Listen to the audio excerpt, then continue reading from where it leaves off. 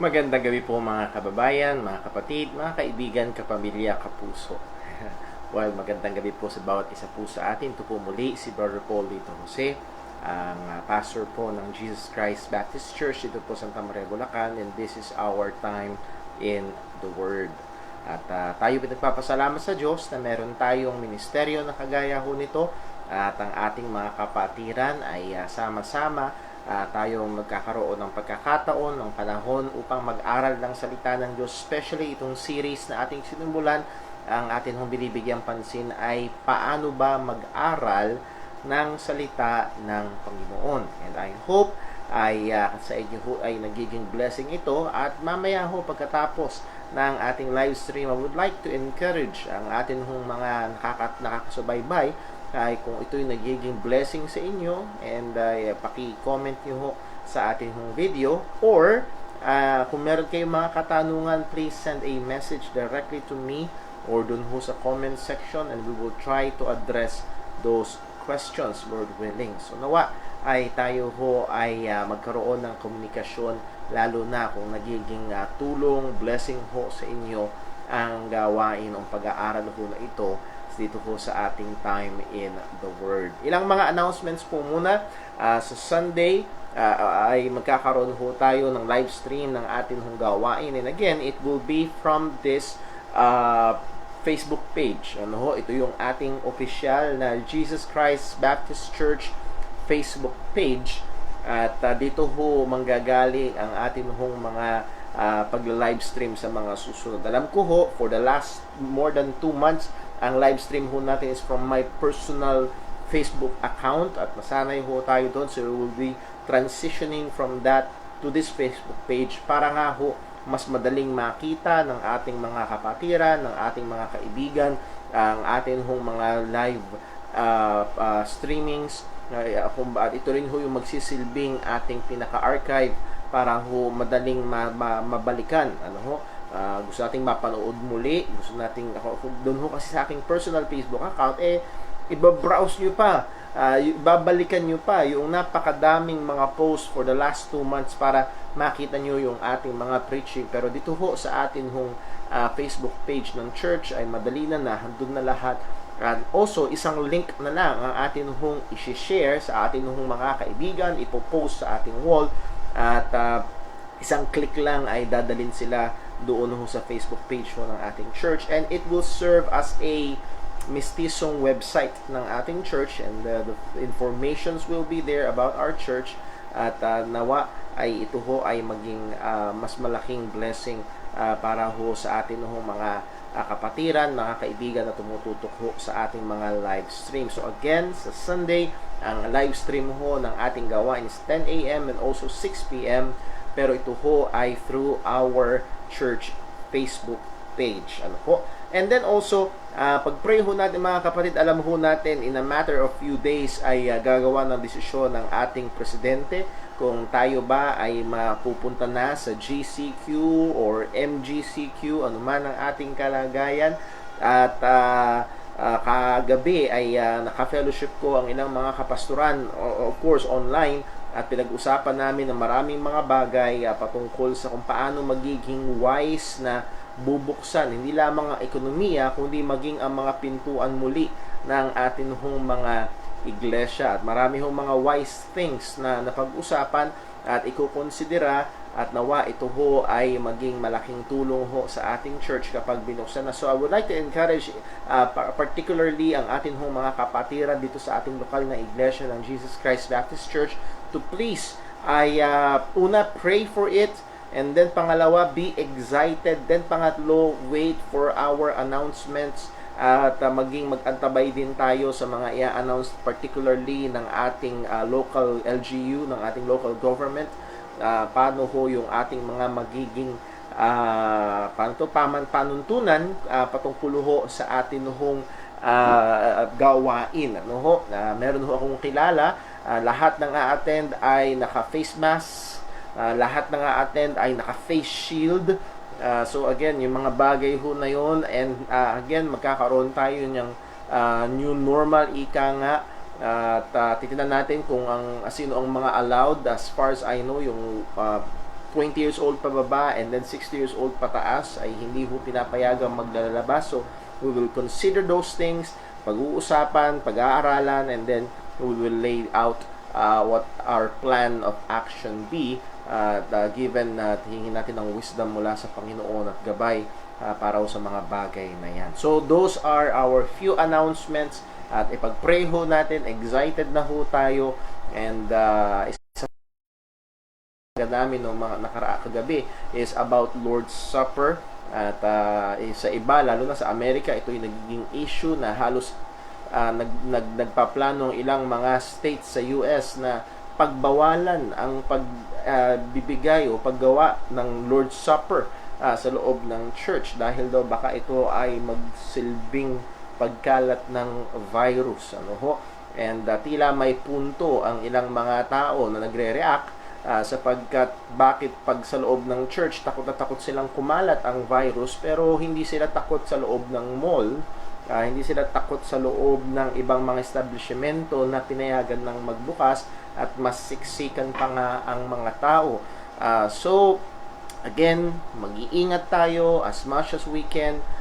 Susundin natin ang patakaran ng gobyerno, inutos yan ng Panginoon, pero nahandun pa rin sangayon sa ating batas ang kalayaan natin na sumamba sa ating Panginoon at gagawin natin ito na may pag-iingat. So please do pray for the leadership of our church and also other churches to be wise sa mga hakbang na atin hong gagawin sa pagbubukas muli ng mga pintuan ng ating mga iglesia. So yun ang ating announcements and prayer requests. And if you have other prayer requests, please do comment in the comment section. And again, questions, appreciations, or whatnot, yun ho ay magiging tulong ho sa akin, encouragement sa akin kung ito'y nagiging blessing ho sa inyo. At yan ho ay akin hong ma-appreciate ng malaki. So tayo ho muna ay dumako sa sandali ng panalangin. Hingin natin ang tulong ng Panginoon sa ating pag-aaral ngayong gabi. Let us pray. Panginoon naming Diyos, aming Ama, pinupuri ka namin, pinasasalamatan ka namin, o Panginoon, minamahal ka namin, at nais namin mas lalo ka pang mahalin. Nais namin na mas lalo pa kaming lumalim sa pagkakilala sa iyo, sa pananampalataya sa iyo. O Panginoon, gusto namin na patuloy na mawangi sa aming Panginoong Hesukristo. Panginoon, ang iyong utos sa iyong salita na kami ay magpakabanal sapagkat ikaw na tumawag sa amin ay banal. Amin pong hiling na ito po'y gawin mo po sa aming mga buhay. Bigyan mo kami ng puso na may pagmamahal, na may paggalang, na may may takot sa iyo, O Diyos. At ngayon, Panginoon, bigyan mo rin kami ng puso na mayroong uhaw at gutom sa iyong salita. Kung paano sinabi ni Pedro na gaya ng mga bagong panganak na sanggol, pakanasain namin ang walang dayang gatas ng salita. O Panginoon, yun po ang aming nasa. Tulungan mo kami. Nawa, O Diyos, sa aming pag-aaral ngayong gabi, ilayo mo po sa amin ang espiritu ng kayabangan. Ilayo mo po sa amin ang espiritu ng pagmamataas. Ilagay mo po ang pagpapakumbaba. Ilagay mo po, Panginoon, ang espiritu ng pagkatuto. Buksan mo po ang aming mga mata upang makita namin ang mga kamanghamanghang bagay mula sa iyong mga salita. At muli, O Diyos, sa iyo namin nagkakatiwala ang sandaling ito namin sa salita mo at sa pag-aaral namin kung paano ito pag-aralan. Maluwalhati ka po nawa. Pinupuri ka po namin, lalo na sa dakilang kaligtasan namin kay Kristo. Dalangin namin itong lahat sa pangalan ng aming Panginoong Jesus. Amen. Well, muli ho, sa mga ngayon pa lamang ho nakatutok, ito ho ay meron ho tayong serye ng pag-aaral kung paano pag-aralan ang salita ng Diyos. At ginawa ho natin to, sinimulan ho natin ito upang tulungan yung ating mga kapatiran na siyang ini-encourage natin na mag-aral ng Bible, magbasa ng Bible, bigyan ng panahon ng Bible, lalo na ang panahon ito ng quarantine. At so sinimulan natin ang How to Study the Bible series. At I hope na ito'y nagiging blessing sa atin na dadagdagan ng ating kaalaman, lalo na pag tayo ay nagbibigay panahon sa salita po ng Panginoon. Kaunting review ho muna at na nakaraan, pinag-aaral natin, binibigyan natin ngayon ng pansin yung fundamental steps to understand. Again, these are just the basics, and I know na itong mga basic na ito ay magiging malaking tulong ho sa atin pag nag-aaral tayo ng Biblia. And kinonsider natin yung dalawa nung nakaraan at nagbigay tayo ng example. Una, the discipline of reading. Kailangan natin, at I think that is obvious sa bawat isa, pero malaking problema sa marami, kundi man bawat isa. Ang ating henerasyon ay hindi natuto o hindi masyadong naturuan na bigyan ng emphasis ang kahalagahan ng pagbabasa. At sabi ko nga ho, na ihayag ko sa inyo last time yung fear, yung burden na meron ho ako for the next generation na makikita natin in 20, 30 years. Yung generation ngayon, ang alam lang ay screen ng cellphone, screen ng computer, screen ng television, pero hindi bihasa at hindi nataniman ng kahalagahan ng pagbabasa.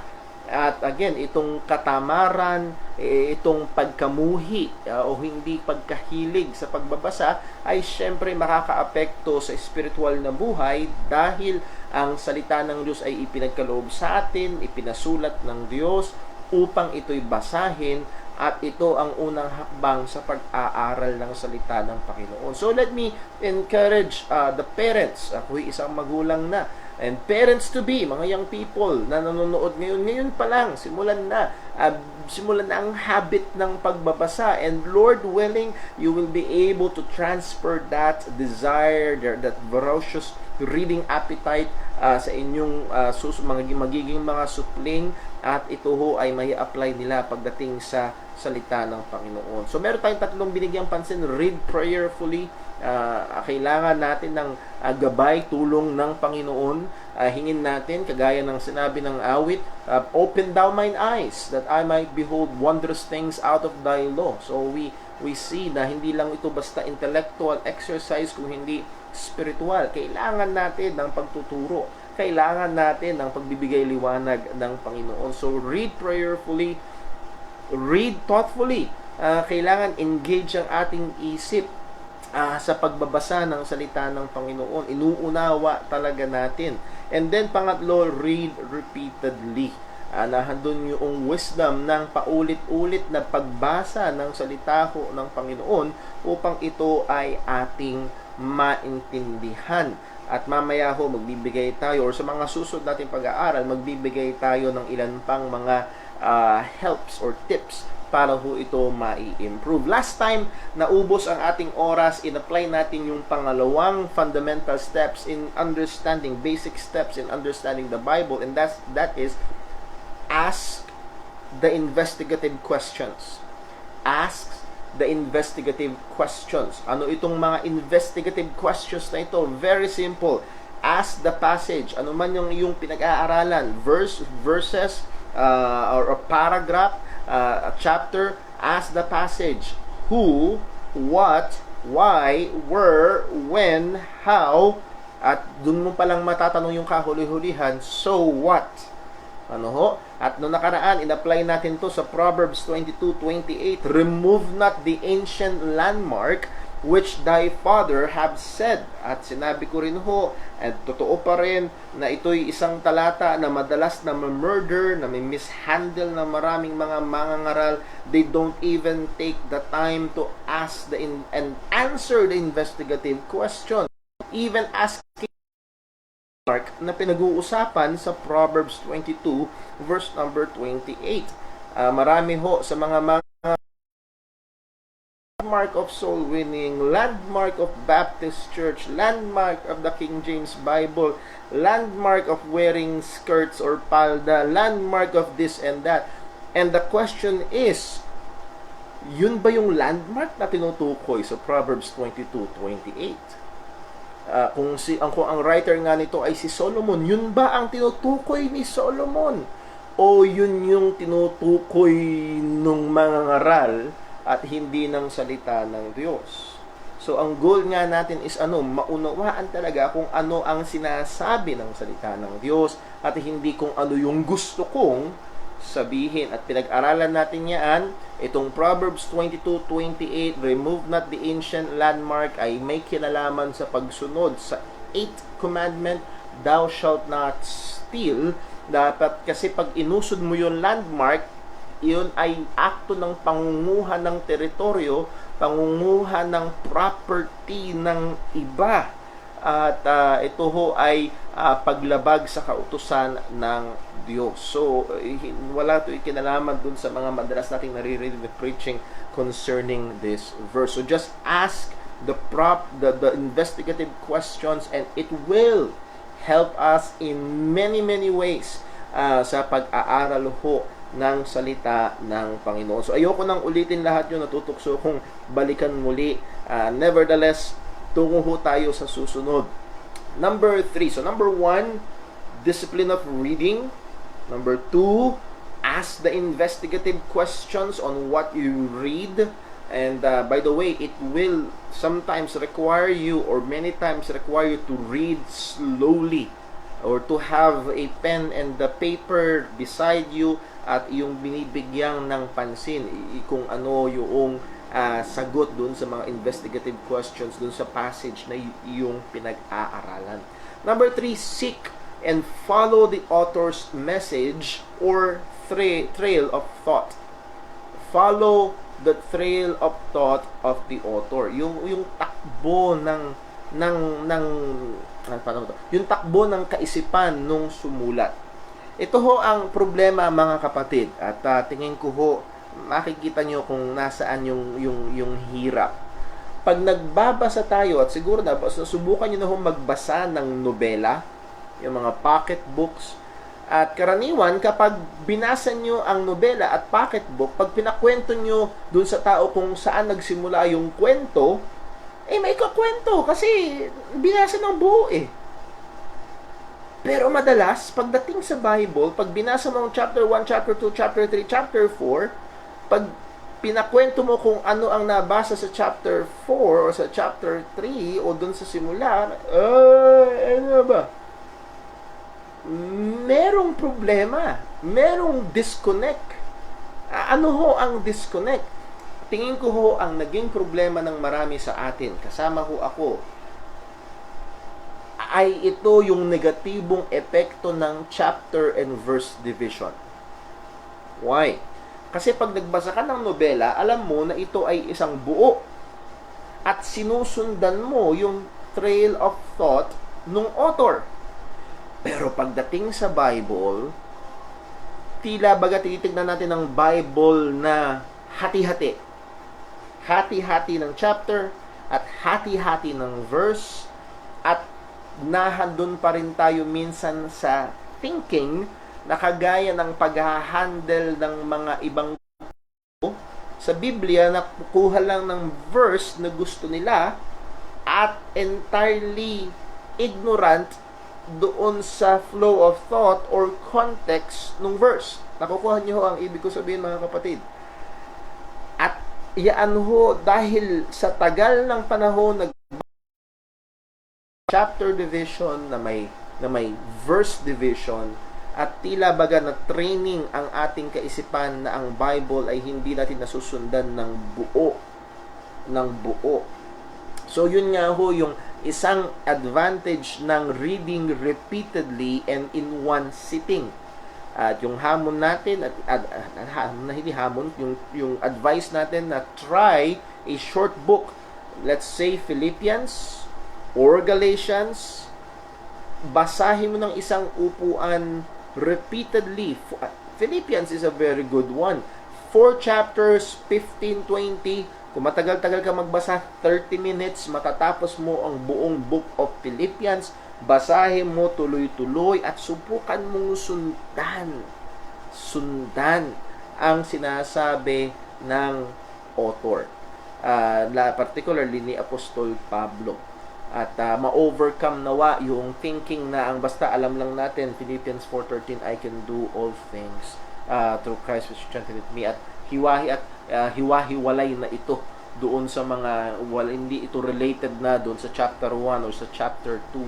At talagang divide ang pagtingin natin sa Bible at hindi natin nagagawang sundan ang trail of thought ng author. So try to follow the trail of thought of the author. Ask the question na what does the author mean? Yun ho ang napakahalaga. Hindi kung ano ang ibig sabihin nito, kundi kung ano ang sabihin nung sumulat nito.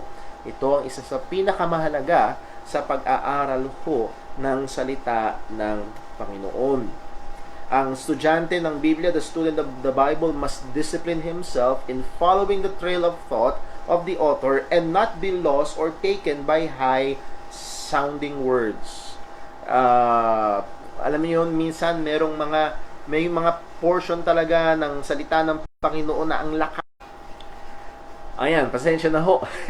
Nawalan ng connection, humina ang internet at nawala. Ano ba yung sinasabi ko? Ayun, John 3:16. Ito isang magandang example sa bawat isa sa atin. How many of us know? Ano ba ang nangyayari sa John 3:16? Sino ba ang kausap doon? Ano ba ang pinag-uusapan doon? Saan ba galing ang usapan? Saan patungo ang usapan? Pero marami ang alam lang natin John 3:16. At that is a very great verse, very wonderful verse. Marami nagsasabi this is the heart of the Bible, and there is points on that. Nevertheless, we must understand kung paano ba ito, ano bang silbi nito, nasan ba ito sa buong book of John, ano ba ang layunin ng author ng book of John, bakit niya sinabi ito. Yung trail of thought ng author ay kailangan nating i-trace. Magbigay lang din tayo ng halimbawa sa 1 Corinthians. If you have your Bibles with you, sa 1 Corinthians chapter 3, isa sa mga kilalang verse sa 1 Corinthians chapter 3 na may kinalaman sa temple of God. And ako, sa personal ko hong pag-aaral, pangangaral dati ay nami-mishandle ko ho ang verse na ito. 1 Corinthians chapter 3 and verse number 16, ang sabi ni Pablo ay ito, know ye not that ye are the temple of God, and that the Spirit of God dwelleth in you?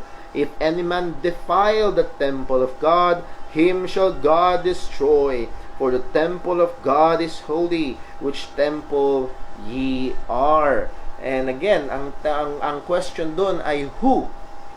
Who is the ye? Sino yung mga you na tinutukoy ho ni Pablo? Is it isang tao na yung ikaw, yung katawan mo ay templo ng banal na spirito, or is it the church? Well, sa konteksto noon, pag sinundan yung trail of thought ni Paul, yung ye doon is not pertaining to the personal people, the people as a person, but the whole church. Sapagkat ang context ng chapter 1 hanggang 4 is church division. Merong division sa church. At ang tiniwigyang punto ni Pablo, kayo ay bilang isang church, bilang isang iglesia ay templo ng banal na spirito, at sino mang kikilos para hatiin, sirain ang kaisahan sa loob ng templo ng Panginoon, sa loob ng church, ay wawasakin siya ng Panginoon. So hindi siya pumapatungkol sa isang individual bilang templo. Sa chapter 6, yun ang tinutukoy, pero hindi sa chapter 3. So we must be able in a way to discern that. And I hope you are able to follow yung ating binibigay na example na yun. Merong mga aklat sa Biblia na dedicated lamang sa iisang purpose, at magandang masundan natin yung trail of thought ng author to that purpose. Para mas maunawaan niyo ho, if you have your Bibles, buksan natin sa book of John. John chapter 20. John chapter 20. Para di kayo mahirapan, butahan niyo sa book of Acts, tapos balik lang kayo ng kaunti. John chapter 20 and verse number 30. Sorry. John chapter 20 and verse number 30.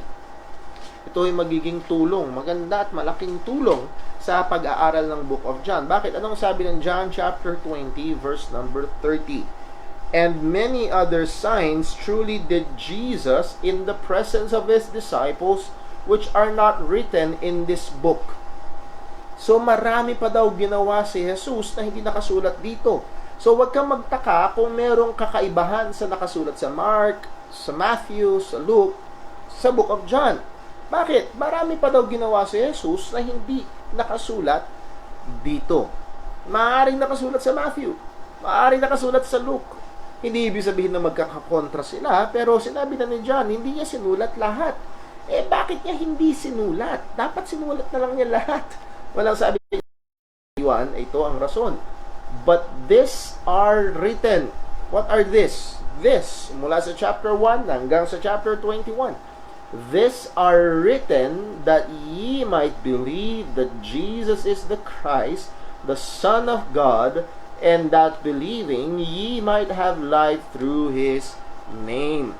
So si John pala, kaya niya sinulat ito, very aware siya na ang purpose ng pagsusulat niya is evangelistic. Yung mga partikular na inilahad ni John, yung mga nasaksihan niya, out of all of those na na-witness niya na pangyayari, ginawa, sinabi ng ating Panginoong Kristo, siya'y naging mapili sa kanyang mga tinala, at ang layunin ng kanyang pagpili ay para yung mga babasa ay maunawaan, makumbinse at makonvert sa pananampalataya. So, yung trail of thought, it is an evangelistic approach sa book of John, and it must influence sa atin hong pag-aaral. If we are reading the book of John, if we are studying the book of John, napakahalaga na binibigyang pansin natin ito, na hindi tayo mawala sa mga maraming detalye at nakakalimutan natin yung napakaganda at pangunahing purpose ni John, kaya niya sinulat yun. So, follow the trail of thought of the author. Sundan ito. Then, number next, kailangan nating bilisan sapagkat tingnan natin kung hanggang saan tayo aabot. Number 4, so number 1, read, discipline in reading. Number 2, ask the basic investigative questions. Number 3, follow the trail of thought of the author. And again, lahat ng ito ay may kinalaman sa isa't isa at marami dito ay para bang nakaturo dito sa pang-apat. Kung meron hong isang pinakamahalaga, ang pinakamahalaga na gusto ko matandaan niyo sa lahat ng pag-aaral ho natin ito ay itong pang-apat na ito. The golden rule in Bible interpretation or Bible study is this: context rules. Or, sang-ayon nga ho sa ibang mga author, when it comes to Bible study, context is king. Ang hari pagdating sa pag-aaral ng Biblia, ang hari pagdating sa pag-iinterpreta, pag-unawa sa sinasabi ng Biblia, ang hindi dapat nakikilos na prinsipyo sa ating pag-aaral ng Biblia ay ang pag-unawa, pagbibigay pansin sa konteksto ng atin hong binabasa. Napakahalaga, and I hope you remember yung isang simpleng example na ibinigay natin ng kahalagahan sa pagpapakita ng kahalagahan ng konteksto. And let me just repeat it quickly. Halimbawa, sinabi ko, narinig nyo, sinabi ko, she's hot. Narinig nyo, sinabi ni Brother Paul, she's hot. Oh, anong ibig sabihin ni Brother Paul? Nakakita ba siya ng sexy at sinabihan niyang she's hot? Or, baka meron sinalat si Brother Paul sa leeg na at sinabi niya, oh, she's hot. Or baka mamaya, meron namang babae naglalaro ng tennis at talagang ang husay-husay, she's hot. Or, baka mamaya naman ay talagang nahandoon ang kalagayan ng isang hayop, isang baka na babae na in-heat. Alam niyo na yun, nahandun na yung mating season and she's hot, yung baka. So, ang punto ito, yun lang salitang she's hot, ay iba-iba ang magiging ibig sabihin. Same words, same spelling, pero iba-iba ang ibig sabihin, depende sa konteksto. Ganun kahalaga ang konteksto. Kung walang konteksto, mahihirapan tayong i-determina ang meaning mismo nung salita at kung ano ang sinasabi. At mahirap nga ho at ganun kadelikado yung approach ng iba sa dating sa Biblia na pika-pika lang ng talata at hindi binibigyang pansin ang konteksto nito. So the golden rule, the king rule in Bible interpretation is context. Context. Yun ang magbibigay ng meaning, yun ang magseset ng meaning ng talata na ating or salita, talata na ating pinag-aaralan. At pagdating ho sa context, nahahati ho ito sa, marami, pero generally 4 different types of context na kailangang isaalang-alang when we study the Bible. Susubukan natin maging basic ito para hindi masyadong sumakit sa ulo, pero magandang aware tayo dito. 4 basic contexts. Here there are: historical context, grammatical context, cultural context, and biblical context. Ulitin ko po. Historical context, grammatical context, cultural context, and biblical context. When we study the Bible, it is very important that we consider those contexts. So una, tingnan natin ng pansin, historical context. Ang interpreter, ang nag-aaral ng Biblia, must give attention sa historical context. That is, the events or situation surrounding the passage or the verse or group of verses. Ayan, pasensya na ho, paputol-putol ang ating internet at sinubukan ko nang kumonekta sa iba na internet sa kabila para baka sakaling mas stable yung connection. Pasensya na po. Again, yung context, yung historical context, yung mga pangyayari. Sabi ko nga ho kanina, John 3:16. Ano nangyari verses before? Ano nangyari verses after? Marami sa atin, alam lang natin ng John 3:16, pero hindi natin alam sino ba kausap ni Jesus. Sino ba ang nagsasalita sa John 3:16? Si John ba? Si Jesus ba? Si Nicodemus ba? Sino? Again, mahalaga bigyang atensyon historical context. In interpreting the early parts of the book of Daniel, halimbawa lang po sa book of Daniel, magandang bigyang pansin kung nasaan ba sila, bigyang atensyon, nasaan ba sila? Sila ay nasa exile, dinala sila sa Babylon, or historical context ng book of Job. Maging maingat tayo sa pagko-quote sa book of Job. Bakit? Merong mga portions sa book of Job na hindi salita ni Job, kung hindi salita ng mga kaibigan ni Job, na sinabi ng Panginoon mismo na minimisrepresent nila ang Diyos. So again, yung konteksto ay kailangang bigyang pansin. Sa book of Galatians, baka mamaya kuha ng verse sa Galatians. Halimbawa, Galatians 2:20, I am crucified with Christ, nevertheless I live, yet not I, but Christ liveth in me, and the life which I now live by in the flesh, I live by the faith of the Son of God who gave himself for me. Anong context nun? Bakit sinabi yun ni Pablo? At marami sa atin kinukot yung verse na sounds good, pero we have not yet sat down at asked the question, bakit to sinabi ni Pablo? Ano bang ibig sabihin ni Pablo dito? At ano yung konteksto? Ang konteksto ng Galatians, merong mga tao sa chapter 1, verse 8 and 9, may mga taong nagpipilipit ng ebanghelyo. At yun yung kinakalaban ni Pablo. Sa probinsya ng Galacia, ang Galacia ay isang probinsya at merong ang tawag ay mga Judaizers na pinipilipit ang ebanghelyo ni Kristo at yun yung nilalabanan ni Pablo. That is the historical context. Nilalabanan ni Pablo ang faith plus works na ipinapasok ng mga Judaizers. So that will greatly help when we look at any portion ng book of Galatians. It should inform us. Or isa pa ho, historical context at kailangan bigyan natin ng pansin. I would like to invite you to 1 Corinthians chapter 7. If you have your Bibles, 1 Corinthians chapter 7, verse number 27, and this should really, and I hope, ay ipakita sa atin ng malinaw ang kahalagahan ng konteksto.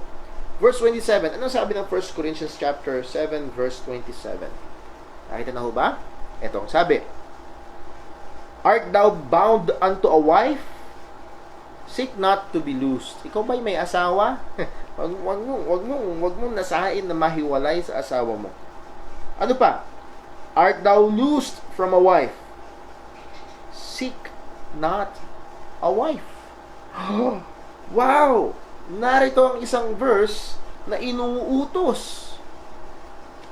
Sinasabi ng Bible na ano daw? Seek not a wife. So, ang Bible ba ay nagtuturo ng mas mataas na kalagayan at mas magandang kalagayan ng pananatiling single? Mas mataas ba ang espiritualidad ng mga nananatiling single? To by proof text na mas prefer dapat ang singleness? Seek not a wife? Well, simply read the context. Look at the context. At madalas masusumpungan nyo ang konteksto sa mga verses bago o mga verses pagkatapos. And dito mismo yung verse bago, verse 26. Anong sabi sa verse 26? I suppose therefore that this is good, ano daw? For the present distress. I say that it is good for a man so to be. Art thou bound unto a wife? Seek not to be loosed. Art thou loosed from a wife? Seek not a wife. But if thou marry, thou hast not sinned. And if a virgin marry, she hath not sinned. Nevertheless, such shall have trouble in the flesh, but I spare you. So, anong konteksto ng verse 27 and 28 ng 1 Corinthians chapter 7? Ang sabi ng Pablo, in the present distress. Because at that point of time na sinulat ni Pablo ang 1 Corinthians, merong present distress, merong nangyayari, merong mahigit sa malamang persecution na nangyayari at hindi maganda. Hindi ako halimbawa, maganda bang mag-schedule ngayon ng kasal? Nasasabihin ko, oy, hindi ko maipapayo magpakasal kayo ngayon. Si Brother Paul ba against sa kasal? No. Bakit di maipapayo? Because of the present distress of the COVID-19 pandemic. Because of the ECQ, MCQ, EC, lahat na lang ng Q. So at the present distress, now, if that present distress is gone, nakukuha niyo. So, napakahalaga na ikonsidera yung konteksto. Bakit? Kapag hindi natin binigyan ito ng pansin, mamamali ang pagkaunawa natin sa Biblia.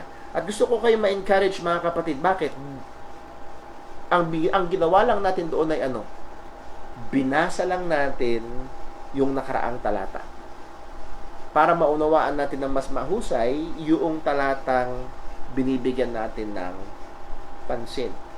Ibig sabihin, kaya nyo po yun. Kayang gawin. Hindi necessarily kailangan mong mag-Bible school para pag-aralan. Makakatulong, lalo na kung ikaw ay tinatawag ng Diyos sa pangangaral. I highly advise that you go to a good Bible seminary na tuturuan ka, i-equip ka. That is very, very good if available. But if not, at para sa ating mga kapatiran na ini-encourage natin mag-aral ng salita ng Diyos, simply ang ginawa lang natin, kinonsidera yung nakaraang talata, binigyan pansin yung susunod ng talata, mas naunawaan natin ang sinasabi ng salita ng Diyos. So I hope this encourages you to go to your Bible na doable ito, magagawa ito, pwede itong mangyari ang personal na pag-aaral ng salita ng Panginoon. Number next, so that is what? Historical context. Every text has a historical context. Kailangan mo lang alamin kung nasaan siya. Kailangan mo lang alamin kung ano yung nangyayari sa paligid, kaya ito sinabi. Number next, grammatical context. Dito ho siguro sasakit ang ulo ng iba, pero ito ho ay mahalaga. The interpreter or the Bible student must pay attention to the words used in a sentence and how they relate to each other in the sentence. Yung mga words, yung konteksto, yung kinalalagyan nung salita, ano ba ito? Ito ba ay ano bang klaseng salita ito? Ito ba ay noun? Ito ba ay pronoun? Ito ba ay adverb? Ito ba ay verb? Ito ba ay adjective? mahalagang maunawaan at yung relasyon ng mga salita sa isa't isa. Ano ba yung define nito? Ano ba yung i-describe nito? Saan ba related itong salitang ito? Mahalagang grammatical context. Ano ba yung binabasa ko? Bigyan mo pansin, yung bang binabasa ko ay utos? Is it a command? Inquiry? Ito ba'y nagtatanong? Narrative? Ito ba'y naghahayag? Nagkukwento? So magbigay lang ho tayo ng ilang mga examples, and I think isa sa mga magandang paraan para mas maunawaan natin ito is through an example. Matthew chapter 27 verse 5. Again, if you have your Bibles with you, I invite you to open sa Matthew chapter 27 verse 5. Ano po ang sabi ng salita ng Panginoon dito? Matthew 27 verse 5. Ano po ang sabi? And he cast down the pieces of silver in the temple, and departed and went and hanged himself. Now, ano ba? Kukunin ko ba itong verse na ito patungkol sa, at mangangaral ko tungkol sa offering, na ang kailangan ay cast. Ibalibag mo, ibuhos mo ang iyong silver, ang iyong kayamanan sa templo. Mga kapatid, dapat yung ibuhos ang inyong kayamanan sa templo. Ganito ho ba gagamitin ng verse? Paano yung lalo din? Subandang dulo. And he went and hanged himself. Mga kapatid, magpakamatay tayo. No. The question is this an imperative, nag-uutos? Or is it a narrative, nagkukwento? Hindi lahat ng kwento ay may kwenta. Well, pasensya na hong muli, talagang ganun ka-unstable ang ating internet connection, and I hope you're still there, mga kapatid. So again, magandang bigyang pansin. Utos ba ito? O narrative? O kwento ba ito? At muli, hindi porket kinuwento sa Biblia at nakasulat sa Biblia ay uulitin at susundin na natin. Well, I hope alam niyo kung anong context nito. Historical context nito. Sino ang tinutukoy? Si Judas. Pagkatapos yung pagtaksilan si Jesus, nandun yung guilt niya. He felt guilty but he did not repent. Ang totoong repentance kasi is to turn from sin and towards God. Repentance towards God. Hindi niya ginawa yun. Nag-guilty siya. Hindi niya kinaya yung guilt. Yung perang pinagbenta, pinagtaksilan niya kay Jesus, binalibag niya doon sa templo at nagpakamatay siya. So that is not repentance. That is guilt. At maraming mga tao ay mayroong mga taong nagkakaganon. Nevertheless, mga kapatid, ito ang punto. Ito'y nagkakwento at hindi nag-uutos. So, hindi iniuutos nito na ibalibag mo ang iyong pera sa templo. At lalong hindi inuutos nito na magpakamatay ka. At hindi ito proof text na, oy, biblikal lang pagpapakamatay. May option ako ngayon pag may problema ako. No, no, no. You must understand the context. So, ito ay nagkukwento at hindi nag-uutos. Isa pang magandang halimbawa, at dito mismo sa ating church, many years ago, ay medyo naging problema. 1 Corinthians chapter 7, at yung iba sa inyo siguro ay alam na kung saan patungo ito. 1 Corinthians chapter 7, and verse number 1. Okay? 1 Corinthians chapter 7, at dito ho, makikita nyo na naglalaro yung lahat ng konteksto napakahalaga. Historical context, grammatical context, cultural context, at marami pang, at yung pang biblical context. Lahat ng ito ay nagkakasama-sama when we study the Bible. 1 Corinthians chapter 7, verse 1. Verse 1. Kung nandyan kayo, please open. And anong sabi sa 1 Corinthians 7, verse 1? Now, concerning the things whereof ye wrote unto me, listen, it is good for a man, a woman. Dito pa lang, you must ask the investigative question. What? What is this? Is this a command?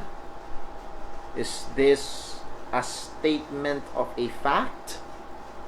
Ano ba ito? Ito ba, nag-uutos ba si Pablo? At sa history ho ng church natin, sa hindi ho nakakaalam, sa history ng ating church, dati ay may nagturo dito at itong verse na ito ay tinake as a command, bilang utos. na inuutos daw ng Diyos na it is good for a man not to touch a woman. Kaya ano nangyari? Walang shake hands between man and woman. Walang kamayan ng lalaki at babae. Bawal eh. Meron tayong mga young people na nagtatrabaho noon, ultimo pag-aabot ng sukli. Trabaho sa tindahan. Pag-aabot ng sukli sa lalaki ay tila baga ng didiri na pag tila nadampi yung kanilang kamay sa kamay ng opposite sex ay nagkasala na. Bakit? Dahil tinuring nila ito bilang utos. And again, very evident sa verse na hindi ito utos. Anong sabi ni Paul? Unawain lang natin yung context. Ano sabihin na now? Ngayon, concerning the things whereof ye wrote unto me. Patungkol sa mga bagay na isinulat nyo sa akin. Bakit? Yung chapter 1 to 6 ay mga bagay na ibinalita kay Pablo. Merong division sa church, binalita kay Pablo. Merong immorality sa church, binalita kay Pablo. May nagdedemandahan sa church, binalita kay Pablo. Yun yung chapter 1 hanggang 6. Pagdating sa chapter 7, hindi lang basta binalita. Meron silang isinulat kay Pablo. Para hubang ganito, yung sinabi ko sa kanina sa simula, kung meron kayong tanong, please comment. Well, may nag-comment kay Pablo. May nagpadala sa kanya ng mga tanong. May mga nag-send sa kanya ng inquiry sa pamamagitan ng isang sulat at binigay yung kay Pablo. Sabi ni Pablo, ngayon tatalakayin natin yung mga tanong nyo. And what is the question number 1? Ano yung number 1 na issue na bibigyang pansin ni Pablo? Yun. It is good for a man not to touch a woman. So Paul is not commanding the Christians at Corinth na not to touch a woman. Paul is just stating na ito yung issue na tatalakayin natin. And by the way, yung touch dito ay hindi lang basta touch. Yung touch dito is sexual contact or sexual relationship, which is in the context of marriage. At pag binasa nyo yung mga susunod na talata, it will be very, very clear. So again, mga kapatid, sa punto ho na ito, ang binibigyan natin pansin ay considera ang grammatical context. Identify, is it a command? Is it a narrative? Ito ba ay nag-uutos? Ito ba ay nagtatanong? At napakadelikado kapag yung tanong ay ginawa mong utos at yung kwento tinake mong utos. Halimbawa sa 1 Kings chapter 11 verse 3, ang sabi, and he, Solomon, had 700 wives, princesses, and 300 concubines or lower wives, and his wives turned away his heart. So si Solomon daw ay merong 700 asawa at 300 concubines or sa Tagalog kasi ito ay parang patutot pero hindi yun lower wives. Parang second class wives, class B na they are wives pero sa kultura noon pero mas mababa. So masalit salita, may 1,000. Again, ito ba ay utos? Ito ba ay nagkukwento? Nagkukwento ba ito ng mabuti o nagkukwento ng masama? Hindi ito mabuti, nagkukwento ito ng masama. At mauunawaan natin ngayon, hindi ito proof text na, pwede palang maraming asawa sa Bible. Sino may sabi? Malinaw sa salita ng Diyos, just one man, one woman. At mamaya ho, mabibigyan natin ng pansin o susunod nating pag-aaral. So, mahalaga na bigyang pansin ang grammatical context. Is it past tense or future tense? Is it plural or singular? Mahalagang bigyang pansin yung grammar ng pinag-aaralan nating talata. Siguro ho, kaysa umadvance pa tayo, magbigay na ako ng isang halimbawa na mahalagang bigyang pansin ng grammatical context. Let's go to Hebrews chapter 3. So I believe sa church natin, about 2 years ago, tinalakay na ho natin ito. And I hope it will refresh our memories. Hebrews chapter 3 and verse number 14. Hebrews chapter 3 verse number 14. Ano po ang sabi ng Hebrews 3 verse 14? For we are made partakers of Christ if we hold the beginning of our confidence steadfast unto the end. Alam niyo ho, maraming mga mangangaral ang kabadong-kabado sa talatang ito, lalo na doon sa isang word. Ano yun? If. At pag tinagalog, kung. At tila baga, at madalas na gamit ng if ay conditional. Para bang ganito? I will give you 1 million if you will give me a car. So, yung 1 million ay may kondisyon. At pag binasa itong talatang ito, at maraming mga kulto, ginagamit ang talatang ito sa ganong paraan. We have been made partakers of Christ. Ibig sabihin, ikaw daw ay magiging kay Kristo, ikaw daw ay maliligtas. Anong sabi? If we hold the beginning of our confidence steadfast unto the... Actually, merong mga grupo ng Kristiyano talaga, I believe there are Christians, na nami-mishandle nila ang talatang ito, na kaya para daw sa kanila, ang Book of Hebrews ay hindi para sa atin ngayon. Kasi daw, ang Book of Hebrews ay nagtuturo ng salvation by works or salvation by perseverance. Because para sa kanila, ang unawa nila dito, it is conditional. Pero tingnan natin. Consider natin ang grammatical context. Tingnan natin. Verse 14. For we are made partakers of Christ. Question, what is that word made? Is it future tense or past tense? Well, it is past tense. We are made. Tayo ay ginawang kabahagi ni Kristo kung we hold the beginning of our confidence steadfast unto the end. Anong ibig sabihin? Ang perseverance or holding to your faith steadfast unto the end is not a condition but a description that you are really have been made a partaker, or you're really a partaker of Christ. So, pinapakita nito hindi ang isang kondisyon, kung hindi description. At ito yung halimbawang ginamit natin dito sa church, at sana makatulong ho sa atin.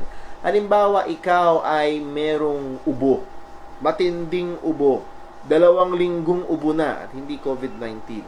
Pumunta ka sa doktor, at niresetahan ka ng gamot ng doktor, at sabi ng doktor, i-take mo ng 7 days ang gamot na ito. At ang sabi ng doktor sa'yo, malalaman mong magaling ka na kung hindi ka na umuubo.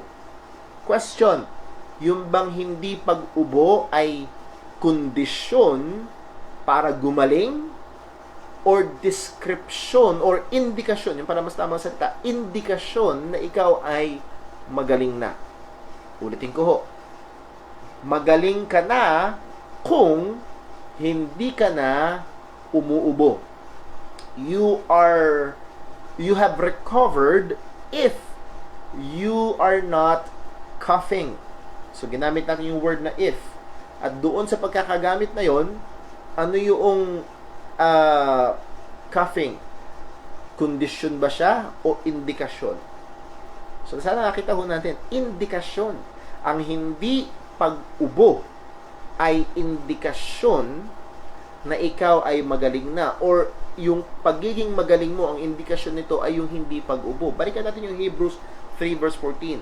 We are made, take note, we, kasama yung author ng Hebrews, ang sabi niya, we are made partakers of Christ. That is, you are part of Christ, you are in Christ, you are saved in Christ, if we hold the beginning of our confidence steadfast unto the end. Ano yun? Hindi yung kondisyon na para ka mapunta kay Kristo at maligtas, kailangan mong maging steadfast. No. Yun ay indikasyon na kung ikaw ay tunay na kay Kristo, you will be steadfast unto the end.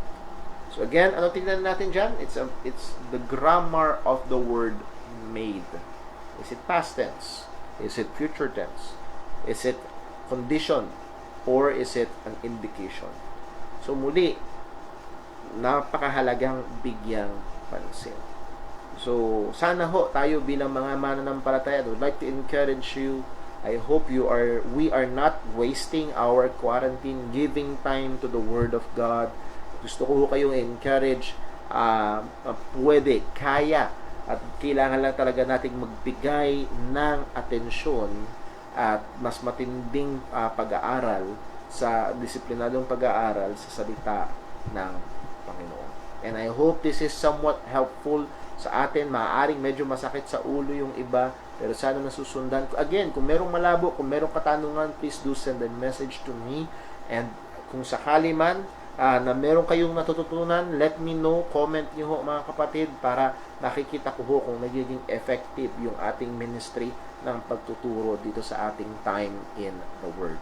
So bago ho tayo magtapos sa isang panalangin, paalala, sa Sunday, ang live stream po ng ating service is again through this Facebook page ng ating church. At yung link na atin hong binigay sa bawat isa, pinost natin yan, sined natin yan, ay yun din yung link na gagamitin ho every time JCBC SMB live, facebook.com/jcbcsmb/live, parang ganun yata yun. At yun din yung i-share nyo sa inyong mga friends at kung gusto nyo silang maimbitahan sa ating live streaming. At mangyayari, lahat ng live stream natin ay nahandun na sa ating home page. So, pray natin ang ating gawain sa Sunday. Pag-pray natin ng bawat isa. Pag-pray natin ang wisdom. Hingi ko ho ang inyong panalangin mga kapatid para sa akin, sa ating mga kapatid, for wisdom in how we will slowly and safely reopen the doors of our church. Yung iba nating mga kapatiran, nagbubukas na ulit yung inyong mga businesses, yung ibang mga establishments, purihin ang Panginoon, gawin maingat, pero pagdating sa church, medyo may stigma, lalo na dahil sa nangyari sa South Korea. Isa sa mga nagkalat talaga ng COVID-19 sa South Korea is in a church, and I think the church earned an stigma dahil ho doon. Ang tingin yata sa church ay mas delikadong lugar kaysa sa mall, kaysa sa palengke. So, pray for wisdom na magawa natin ito na maayos, and I am very much excited na magkasama-sama tayo. Maaaring magkakalayo, pero sama-sama pa rin sa pagsamba sa Panginoon. God bless po, at thank you, at nagkasama tayo ngayon sa ating time in the Word. Let us pray. Panginoon naming Diyos, aming Ama sa langit, pinupuri ka namin, pinasasalamatan ka namin. Panginoon, salamat sa iyong salita na iyong pinagkaloob. Lord, maalala mo sa amin na ito'y binigay mo upang maunawaan namin, upang ipakilala mo ang iyong sarili, upang ipaalam mo sa amin ang iyong kalooban. Hindi mo ito binigay sa amin para itago mo ang iyong sarili. Lord, tulungan mo kami. Kailangan namin ng disiplina, sipag, karunungan, upang pag-aralan ng tama. At nawa, O Diyos, gabayan mo kami na maging maingat sa pag-aaral ng iyong salita. Maging responsable. Maging nahandoon ng kasigasigan. Tulungan mo kami, O Diyos, maging sa amin pong unti-unting pagbubukas muli ng pintuan ng aming bahay-sambahan na kami makapagsama-sama. Tulungan mo kami na maging mabuting patotoo. Tulungan mo kaming maging tapat sa iyong utos na sundin ang mga patakaran ng gobyerno. At ganoon din, tulungan mo kaming maging tapat sa iyong utos na huwag naming pabayaan ang aming pagtitipon-tipon. Ang pagmamahalan namin sa isa't isa. At inutos mo na kami ay maging mga pantas sa aming mga gagawin. Kaya muli, O Diyos, ikaw po ang gumabay sa amin. Ikaw pong humawak sa amin, maging sa aming mga kapatiran. Ikaw pong patuloy na maitaas sa aming mga buhay. Bigyan mo kami ng banal na pagkatakot sa iyo. Ilagay mo sa aming puso ang pagnanasa ng palagiang pananalangin at maging ang pagkauhaw sa iyong salita.